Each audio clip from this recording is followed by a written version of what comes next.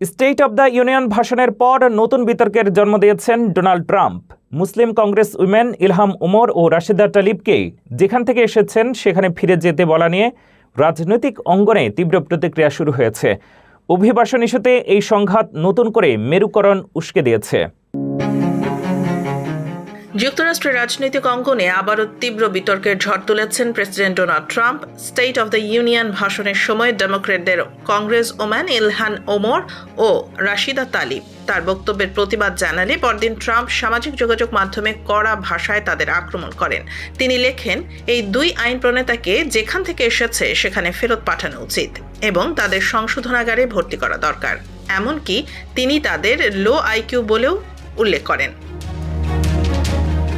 State of the union ভাষণে Trump তার প্রশাসনের কঠোর অভিবাসন নীতি, সীমান্ত নিরাপত্তা জোরদার এবং আইন প্রয়োগকারী সংস্থার ভূমিকার প্রশংসা করেছিলেন। তিনি বলেন, অবৈধ অভিবাসন দমনে তার প্রশাসন সফল। এই সময় কংগ্রেস কক্ষে উপস্থিত ওমর ও তালিব প্রতিবাদ জানিয়ে চিৎকার করেন।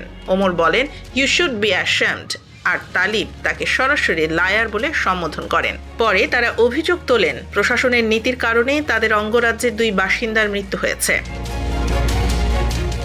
ট্রাম্প তার পোস্ট অস্কার জয়ী অভিনেতা রবার্ট ডি নিরোকেও আক্রমণ করেন, যিনি একই রাতে আয়োজিত এক পাল্টা রাজনৈতিক অনুষ্ঠানে ট্রাম্পের কঠোর সমালোচনা করছিলেন। ডেমোক্র্যাট নেতারা ট্রাম্পের বক্তব্যকে বিভাজনমূলক ও বর্ণবাদী ইঙ্গিতপূর্ণ বলে নিন্দা জানান। হাউস মাইনরিটি লিডার হাকিম জেফ্রিস মন্তব্য করেন, এ ধরনের বক্তব্য অপ্রেসিডেন্সিয়াল এবং যুক্তরাষ্ট্রের মূল্যবোধের পরিপন্থী। উল্লেখ্য, ওমর সোমালিয়ায় জন্ম নিয়ে শৈশবে যুক্তরাষ্ট্রে আসেন, আর তালিব জন্মসূত্রে মিশিগানের নাগরিক। এই ঘটনাকে ঘিরে আবারও সামনে এসেছে যুক্তরাষ্ট্রের তীব্র রাজনৈতিক মেরুকরণ, বিশেষ করে অভিবাসন, জাতিগত পরিচয় এবং মত প্রকাশের স্বাধীনতা নিয়ে চলমান বিতর্ক।